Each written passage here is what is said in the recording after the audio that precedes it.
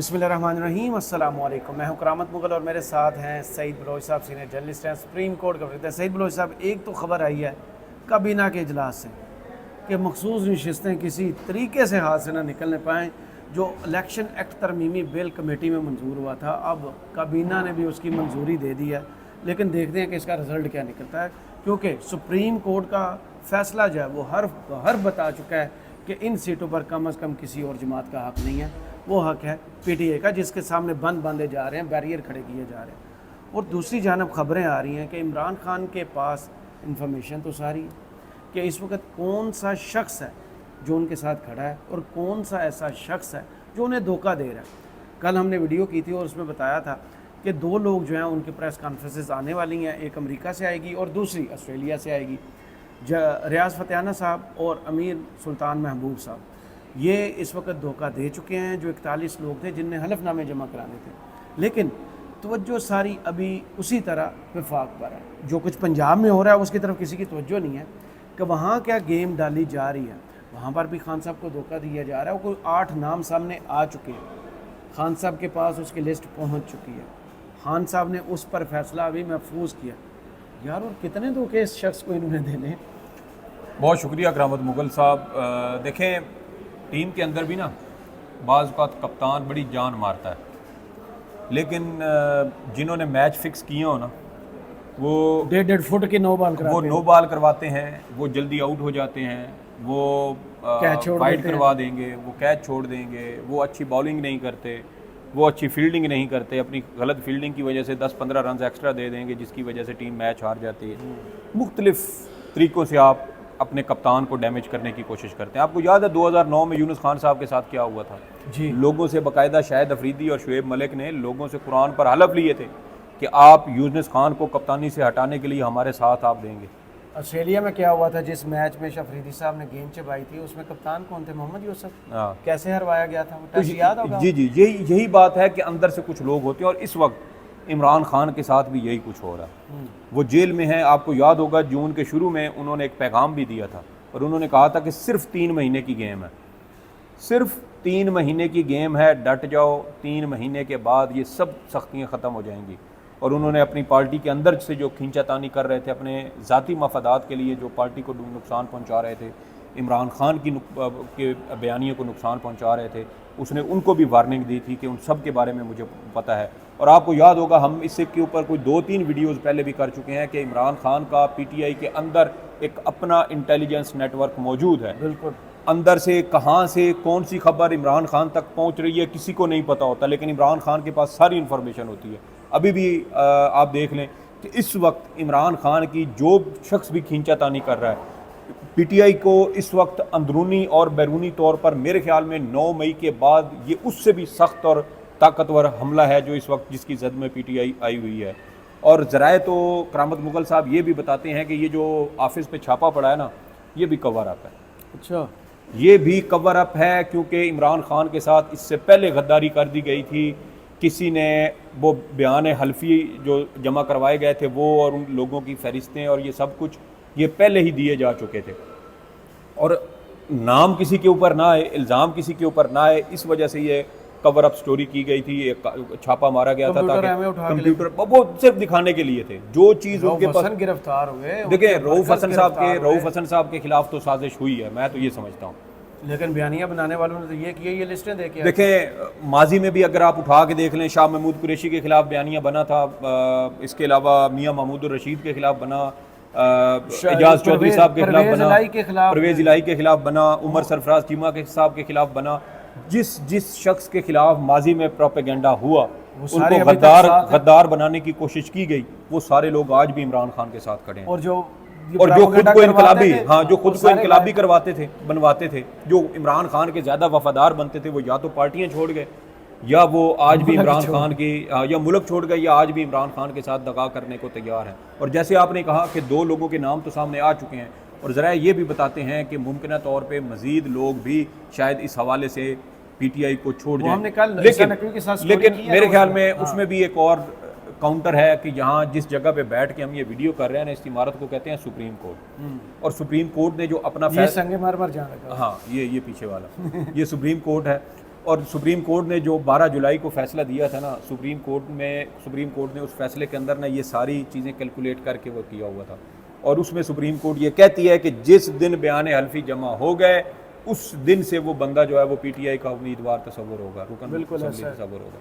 बिल्कुल। तो इसलिए पीटीआई सबसे बड़ी जमात बनेगी, पीटीआई सबसे बड़ी जमात बनेगी। इस वक्त जो 2/3 अक्सरियत वाला मामला था ना, वो तो अब खटाई में पड़ चुका है तकरीबन। जुडिशल पैकेज वाला मामला, जुडिशल पैकेज वाला, उसमें हुकूमत भी तकरीबन काफ़ी हद तक शायद ज़हनी तौर पे भी वो एक्सेप्ट कर चुकी है कि 2/3 अक्सरियत साहब को आगे लेकर नहीं चल सकते, और वो एक तरह से बोझ बन चुके हैं। और दूसरी जानब अब कोशिश ये की जा रही है कि किसी तरीके से पीटीआई को लार्जेस्ट जो पार्टी है ना, पार्लियामानी पार्टी, वो बनने से रोका जाए, सबसे बड़ी सियासी जमात। क्योंकि अगर पीटीआई सबसे बड़ी सियासी जमात बन जाती है तो फिर पूरी दुनिया से ये दबाव वाज़े तौर पर आएगा कि सबसे बड़ी सियासी जमात को हुकूमत साजी का इख्तियार क्यों नहीं दिया गया, उनकी हुकूमत उनसे क्यों छीनी गई, ये उनका हक बनता था कि वो हुकूमत करते। तो ये अब प्लानिंग ये चल रही है कि ज़्यादा ना सही लेकिन कुछ लोग तोड़े जाएं, इस हद तक तोड़े जाएं कि नून लीग जो है ना वो कहीं ना कहीं अपनी मेजॉरिटी जो है ना वो साबित करने में कामयाब हो सके। तो अब सारी कोशिशें इसी के ऊपर हैं, और ये सारे काम करने में पीटीआई के अंदर से भी कुछ लोग मुलव्वस हैं। कल भी हमने कुछ इन्फॉर्मेशन अपने नाजरीन तक इसी हवाले से पहुंचाई थी, और उसी में अब ये एडिशन उसी इन्फॉर्मेशन के साथ है कि कुछ लोग अंदर से मिले हुए हैं जिन्होंने जो पीटीआई के फार्म ये जो बयान हल्फी से मुतल्लिक तमाम तर डाटा या मवाद था वो पहले ही हवाले कर दिया था बड़े घर को, और उस चीज़ को कवर करने के लिए पीटीआई के दफ्तर पर ये छापा मारा गया, तोड़ फोड़ की गई, उसको सील किया गया, वायरिंग असली नहीं है ये भूंडा इल्ज़ाम लगाया गया, आसमानी बिजली गिरे तो बच नहीं सकते इस तरह के हाँ ये घटिया इल्ज़ामात लगाए गए थे। तो ये सारी चीज़ें करने का मकसद सिर्फ ये था कि उन असासों को प्रोटेक्ट किया जाए जो इस वक्त इमरान खान की पीठ में छुरा घोंप रहे हैं। लेकिन दूसरी जानिब ज़रा ये भी कहते हैं कि इमरान खान साहब मुकम्मल तौर पर इस चीज़ से उनको आगाह है, उनको इल्म है कौन कौन से लोग हैं, कौन कौन ये सब कुछ कर रहा है, लिस्टें भी बना के रखी हुई हैं, और पीटीआई की जो सीनियर लीडरशिप है वो भी इसमें उनको भी इस हवाले से सारी तफसीलात मौजूद हैं। खान साहब की तरफ से कोई बड़ी ब्रेकिंग न्यूज़ें आने वाली है, बिल्कुल आने वाली, और मैं ये समझता हूँ कि शायद खान साहब लास्ट बॉल तक वेट करते हैं कि जो होना हो जाए, बंदा खुद एक्सपोज हो, नाम मेरे ख्याल में बताना पड़े। अभी तक उन्होंने कभी किसी का नाम नहीं बताया, और खुद एक्सपोज बंदा होता है, इतना मार्जिन दिया जाता है, और अब भी 8 लोगों के लिए उन्होंने मार्जिन छोड़ा। मेरे ख्याल में इमरान खान साहब जो हैं वो ये समझते हैं कि ग्राउंड के अंदर किसी खिलाड़ी की नाक़िस कारकर्दगी पर उसको डांट डपट करने की बजाय ना ड्रेसिंग रूम में ले जाकर उसको लितरोल उसकी की जाए। तो मुझे लग रहा है कि इमरान खान साहब शायद जब तक जेल में हैं वो ये चीज़ें बर्दाश्त करेंगे। दूसरी जानिब पीटीआई को इससे कोई नुकसान कोई बज़ाहिर नज़र नहीं आ रहा। उसकी वजह यह है कि पीटीआई का जो कारकुन है वो खड़ा है सिर्फ इमरान खान के नज़रिए के पीछे, और जब तक इमरान खान अपने नज़रिए पे खड़ा है उसकी पार्टी में से मैं कहता हूँ कि उन्होंने कहते थे ना अपनी जो वो रात को 10 बजे वीडियो पैगाम जारी करते थे, उन्होंने कहा कि अगर मैं अकेला भी रह गया ना तो मैं इन चोरों को तस्लीम नहीं करूँगा। यहाँ पर इस वक्त यही सिचुएशन बन चुकी है, और पीटीआई वाले ये समझते हैं। दावे हामिद मीर ने नहीं किए सर, 3 बार हामिद मीर साहब तो ये कहते हैं कि तीन बार ये ताकतवर शख्स ने मुज़ाकरात की ऑफर की ठुकरा दी। और हमारे दोस्त हैं हमाद हसन साहब, वो पीटीआई के क्रिटिक हैं बहुत ज़्यादा, लेकिन वो भी इस खबर की तस्दीक कर रहे हैं कि इमरान खान ने इस्टेब्लिशमेंट, ये जो हालिया अभी बातें चल रही थी, इमरान खान ने इस्टेब्लिशमेंट के साथ जी व्लॉग भी किया, और हमारी उनके साथ इधर सुप्रीम कोर्ट आते हैं तो यहाँ पर भी उनके साथ गुफ्तगू होती है। वो कहते हैं कि इमरान खान ने ऑफ़र एक बार फिर रद्द कर दिया। उसने कहा ज़रूर है कि हम आपके साथ मुज़ाकरात करेंगे, लेकिन शराइत सिर्फ इमरान खान की होंगी, उनकी शराइत पे नहीं। वो कहते हैं कि मेरी शराइत पे अगर आपने मुज़ाकरात करने हैं तो मेरी शराइत पे करें। इमरान खान अपनी 3 शराइत दे चुके हैं, मैंडेट वापस किया जाए, गिरफ्तार तमाम सियासी कैदी रिहा किए जाएँ और नए इलेक्शन करवाए जाएँ। अगर पहला मुतालबा हो जाता है तो बाकी 2 इमरान खान खुद कर लेंगे, और अगर पहले वाला नहीं होता, नीचे वाले 2 जो हो जाते हैं तो फिर भी इमरान खान के लिए सोने पे सुहागा। तो इमरान खान ने ना वो कान इधर से पकड़े या इधर से पकड़े, वो कान उन्होंने पकड़ना है, ये बात तय है। तो इसलिए इमरान खान साहब को सारी सूरत हाल का इल्म भी है, और कुछ लोग हैं अभी पंजाब में भी इसी हवाले से कुछ मशकूक सरगर्मियाँ देखने में आई हैं, और मुझे यूँ लगता है कि जैसे कुछ लोग ऐसे हैं कि जो पसे पर्दा रह कर पार्टी की सीनियर क़यादत को भी बेवकूफ़ बना रहे हैं। कुछ लोग ऐसे हैं जो कंप्रोमाइज्ड हैं, जो धोखा दे रहे हैं, जो मुस्लिम लीग नून के साथ राब्तों में भी रहे हैं, और उनके नोटिफिकेशन भी हो जाते हैं, वो पार्लिमानी रहनुमा भी बना दिए जाते हैं। तो ये चीज़ें सारी साथ साथ चल रही हैं। लेकिन इसमें जो अहम बात है वो ये है कि इमरान ख़ान को ये सारी सूरत हाल पता है, इमरान ख़ान इन सारी चीज़ों से वाकिफ़ हैं। मुमकिन ये है कि इमरान ख़ान शायद अगस्त के महीने में ही इस हवाले से खुद कोई बड़ा बयान जो है वो जारी कर सकते हैं, उन लोगों के नाम भी ले सकते हैं, और अगर उन लोगों के नाम ना भी लिए गए तो इम्कान ये है कि शायद अनकरीब पार्टी के अंदर से कोई ऐसी हिकमत अमली अचानक सामने आएगी कि वो सारे लोग जो हैं वो एक्सपोज हो जाएंगे, खुद ही एक्सपोज हो जाएंगे। और आप ये देख लें कि ये लिखी पड़ी बात है कि जब पीटीआई के ऊपर ये अटैक हुआ दफ्तर वाला, फ़ौरन इल्ज़ाम लगाया गया कि रऊफ़ हसन ने लोगों की फहरिस्तें दी हैं। पूरी मशीनें चली थी। अब वो फहरिस्तें देने वाला खुद दहशतगर्दी के मुकदमात भुगत रहा है, वो खुद जो है वो पीका कानून के तहत जी पीका कानून के तहत वो बंदा पिम्स ले जाया जी उसके मुकदमात वो भुगत रहा है, और इल्ज़ामात भी उसी के ऊपर लगाए गए थे कि मुबैना तौर पे उसने दी हैं। तो यहाँ से आप अंदाज़ा लगा सकते हैं, क्योंकि जितने खलूस के साथ मैं ये समझता हूँ कि रऊफ़ हसन साहब ने बतौर तर्जुमान पाकिस्तान तहरीक इंसाफ अपने फ़राइज़ सर अंजाम दिए हैं। मैं कहता हूँ कि सिर्फ पीटीआई को छोड़ें, पूरी जितनी भी सियासी जमातें हैं, कोई भी बंदा ऐसा नहीं है जो इस तरह का बयानिया लेगी। यार 8 मई को जो प्रेस कॉन्फ्रेंस हुई, 3 दिन तक जो मुसलसल इन्होंने पोस्टमार्टम उस प्रेस कॉन्फ्रेंस का किया है, और दलील के साथ किया है, बड़े लफ्ज़ एक जुमले का, तो कोई भी नहीं कर सकता, तो जुर्रत भी नहीं है। और आप देखें कि उनकी जो लफाजी है टीवी चैनल्स के ऊपर, नवाज शरीफ साहब ने पाकिस्तान आना था, ये उनके आने से पहले की बात है, गुज़श्ता साल अगस्त ये सितंबर के नए तर्जमान बने थे, नए तर्जमान बने थे। तो तर्जमान बनने के बाद ना वसीम बदामी के साथ इनका पहला इंटरव्यू था, उन्होंने बोला वसीम बदामी ने, तो उसमें वसीम बदामी ने इनसे सवाल किया कि मियाँ नवाज शरीफ साहब जो हैं वो वापस आ रहे हैं, और आपकी पार्टी इस हवाले से क्या प्लान कर रही है इसके बारे में। उन्होंने जवाब दिया था, उन्होंने कहा कि हम नवाज शरीफ को यहाँ बैठ के डिस्कस क्यों कर रहे हैं।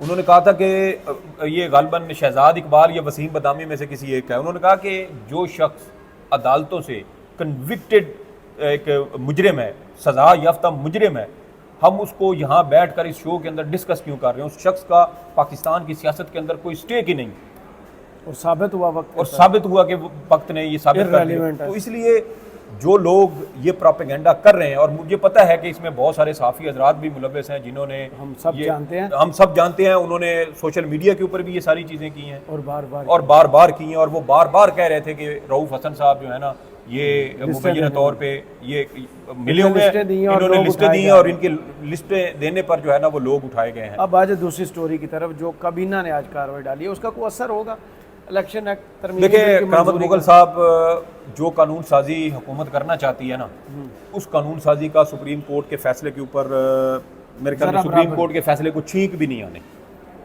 और किसी को कहते हैं ना कि कोई याद करे तो वो बंदे को छींक आ जाती है। मैं कहता हूँ कि सुप्रीम कोर्ट के फैसले को छींक भी नहीं आने। 4 चीफ जस्टिस का फैसला है, ठीक है, ये क्यों नहीं कम अकल समझ रहे। तो देखें कि आपने 2023 तक जंग शुरू कर दी है, मैं यही 2032 तक जस्टिस आयशा मलिक साहिबा तक, तो ये कोई आसान काम नहीं है। और ये 4 चीफ जस्टिस साहिबान ये समझते हैं कि अवाम ने जिसको वोट दिया है उसके हकदार तक वो वोट पहुंचना चाहिए, अवाम का ही मुंतखब नुमाइंदा कौमी असम्बली में या सूबाई असम्बलियों के अंदर जाना चाहिए। तो ये बात तो बड़ी होगी क्लियर। और आप देखें कि सुप्रीम कोर्ट ऑफ पाकिस्तान ने अपने फैसले में कोई आइन की तशरीह नहीं की, सुप्रीम कोर्ट ने किसी शिक को तब्दील नहीं किया, किसी शिक में नए अल्फाज शामिल नहीं किए, किसी शिक में। सुप्रीम कोर्ट ने बात किसके ऊपर की है, पेकुलियर सर्कमस्टांसेस, मखसूस हालात। वो मखसूस हालात क्या थे, उन मखसूस हालात के बारे में निशानदेही की थी जस्टिस आयशा मलिक साहिबा ने जी। उन्होंने कहा था कि जब 22 दिसंबर 2023 को इलेक्शन कमीशन ने पीटीआई का बल्ले का इंतखाबी निशान छीना था, उस दिन से कंफ्यूजन जनरेट होना शुरू हुई, आज़ाद जब डिक्लेयर किए गए। और उस हवाले से जो गौहर खान साहब हैं वो सुप्रीम कोर्ट आए थे, और उन्होंने अपने जवाब जब दिया था ना, तो चंद मिनट के दलाइल उन्होंने दिए थे। उन्होंने कहा था कि 22 दिसंबर ये 13 जनवरी 2024 को सुप्रीम कोर्ट का फैसला आ रहा है, रात को तकरीबन कोई 8:30 साढ़े 8 बजे के करीब इलेक्शन कमीशन ने दिन 4:30 बजे पीटीआई के तमाम उम्मीदवारों को आज़ाद डिक्लेयर कर दिया। इलेक्शन कमीशन को कैसे पता चला था कि सुप्रीम कोर्ट ऑफ पाकिस्तान से फैसला उनके हक में आ रहा है और पीटीआई के खिलाफ है? तो ये गठजोड़ है चीफ जस्टिस काजी फायज ईसा का, चीफ इलेक्शन कमिश्नर का, इलेक्शन कमीशन का। जो बातें चीफ कमिश्नर, साबिक चीफ कमिश्नर रावलपिंडी लियाकत अली चट्टा ने की थी, वो इस मामले पर सारी बातें सादिक आती हैं। आरओज और डीआरओज के मामले से उठा के आप देखें, इलेक्शन कमीशन के पास लाहौर हाई कोर्ट का वो मुख्तसर हुक्मनामा ही नहीं था, उसके बगैर दरखास्त दायर हुई और वो दरखास्त जो है वो अंदर कमिश्नर साहब जो है वो अंदर सुप्रीम कोर्ट में बैठे थे, वो दरखास्त आई, एतराज़ात भी नहीं लगे, वो फिक्स हुई और उसके ऊपर उसी रात जो है वो फैसला भी दे दिया गया। असर क्या होगा? देखिए कोई असर नहीं होना, जैसे मैंने कहा, क्योंकि सुप्रीम कोर्ट ने अपने फैसले में आइन की किसी शिक की तशरीह नहीं की। हाँ, तशरीह चलवाई जा रही है, ये सिर्फ खबरें चलवाई जा रही हैं, उछल कूद की जा रही है। वो एक बांदर था ना जो जंगल में, तो वो जंगल पे सुना कि हमला हो रहा है और जंगल काटा जा रहा है और सारे जो है ना जानवर, उनकी ज़िंदगियां ख़तरे में हैं, तो बंदर को उन्होंने बादशाह बनाया हुआ था, शेर के ऊपर एतराज़ हुआ था। तो बंदर साहब कभी उस दरख्त पे छलांग लगा रहे हैं, कभी उस पे लगा रहे हैं, कभी इधर जा रहे हैं, कभी उधर जा रहे हैं। देखना मेरी उस दिन कारकर्दगी, हाँ, कारकर्दगी जंगल में आग लगी। हाँ, उन्होंने कहा जी देखिए मैं तो अपनी तरफ से पूरी कोशिश कर रहा हूँ, अब ना रुक सके तो उसमें मैं क्या कर सकता हूँ। आनियाँ जड़ियाँ आप बस मेरी देख लें।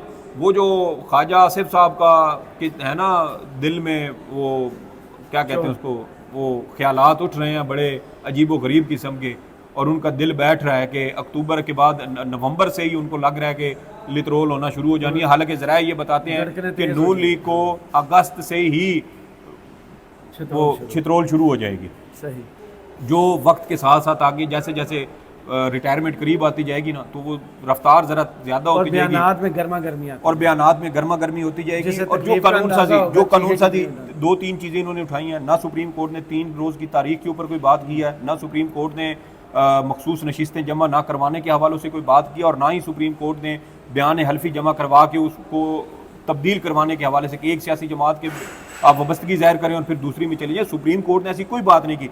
सुप्रीम कोर्ट ने बात की है सिर्फ और सिर्फ मखसूस हालात के बारे में, और मखसूस हालात ये थे कि पीटीआई को लेवल प्लेइंग फील्ड नहीं दी जा रही थी। इलेक्शन कमीशन ने पीटीआई के लोगों को जानबूझकर आज़ाद जाहिर किया। इलेक्शन कमीशन ने पीटीआई के लोगों के साथ होने वाली ज़्यादतियों के ऊपर कोई कार्रवाई नहीं की।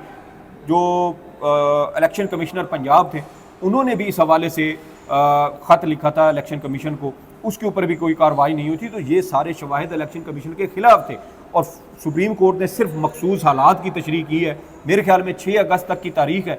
6 अगस्त से पहले पहले सुप्रीम को ये वफाकी हुकूमत की ये कोशिश है कि हम ये कानून मंजूर करवा के इसको इम्प्लीमेंट करवा दें, क्योंकि 6 अगस्त के बाद फिर election commission of Pakistan supreme court में आएगा, वो रिपोर्ट जमा करवाएगा। जो सुप्रीम कोर्ट ने अपने फैसले में कही है कि जब आपके पास वो सारी फरिश्ते जमा हो जाएं, बयान हल्फी आ जाए, तो उसके 7 वर्किंग डेज, 26 को ये जमा हुई और 6 अगस्त जो है वो तारीख बनती है। तो 6 अगस्त तक ये सारी डेवलपमेंट होनी है, इसलिए आज काबीना से मंजूरी भी दे दी गई है।